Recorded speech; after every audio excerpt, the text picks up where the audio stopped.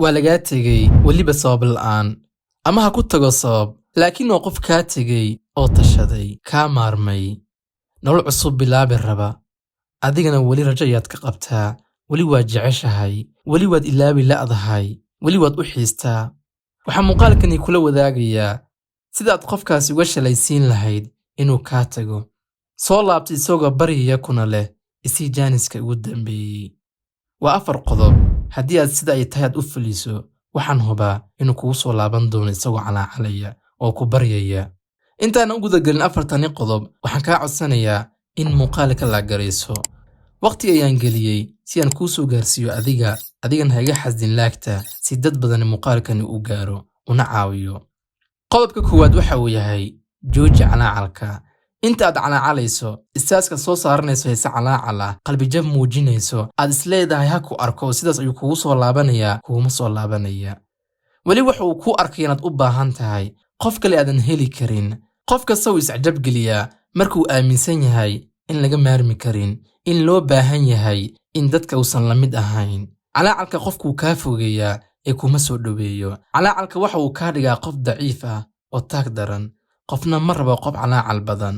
qodobka labaad waxa uu yahay caadi iska dhig waxaad ka soo qaadaa in waxba aysan kugu dhicin istaatuskaaga ka ilaali heesaha calaacalka taa beddelkeeda adoo faraxsan soo dhig noloshaada inay caadi u socoto ha arko ha ku wareero qofkani kaa tegey inaad jecleed iyo in kale naftaada ka shaqee isteelkaaga iska sax jiimka tag haddii aad tahay qof miisaan culus uu saaran yahay jiimka tag oo iska rid miisaanka haddii aad tahay qof caata ah jiimka tag oo murqo dhiso oo xabad weyn yeesho oo dharkaad xiranaysid ha ku soo saaraan saaxiib qofkani bilaa shaki wuu ku soo laabanayaa waayo waxaad noqotay qof cusub waad isbeddeshay naftaadii aad ka shaqaysay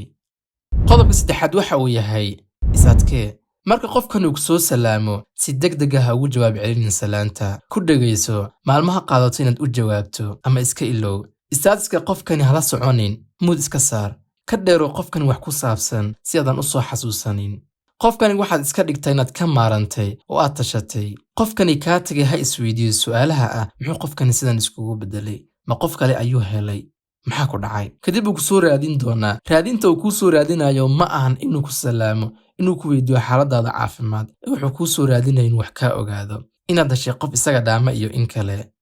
saaxiib ha isku furfurin wax kasta waxaad ku soo koobtaa in noloshaada ay caadi u socoto farxad aad ku nooshahay waxna aysan kaa maqnayn ha u muujin inaad xiisaad u hayso hadalkiisa xitaa la kulankiisa hadduu ku weydiiyo miyaad ii xiistay waxaad uga jawaabtaa may wax loo xiiso ayaa badan laakiin adiga ma ahan ma isku soo laabannaa haddii uu ku dhaho ha uga jawaabin haa waxaad ku dhahdaa ma iyo albaab furan oo marka aad rabto aad soo gelayso marka aad rabto aad ka baxayso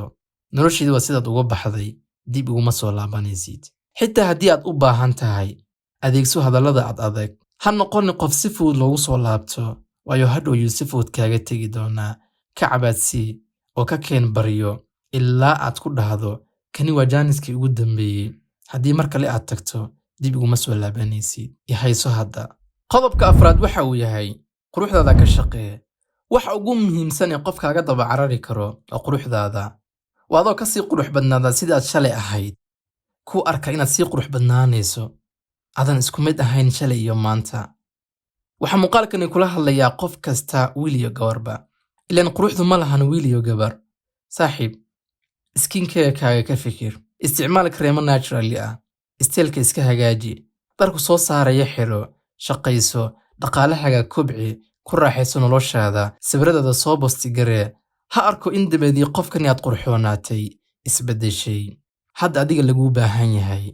kuna shidan tahay heestii nimcaan hilaac oo ku luuqaynii ahayd ka raystay bukaanadii buraarugayo ilbaxay ama hadal abwaan uu yidhi oo ahaa dabadaa nolol baan samaystay waan degoo ladnaaday dabadaa qof kaa fiican baan helay hadda waa adoo waxbaadan gacanta ku haynin ismuuji oo isdhiirigeli intaasaa laisdheeryahay hubaal uu soo laabani weliba isagoo ku baryaya kani ha noqdo jaaniskii ugu dambeeyaad isiiso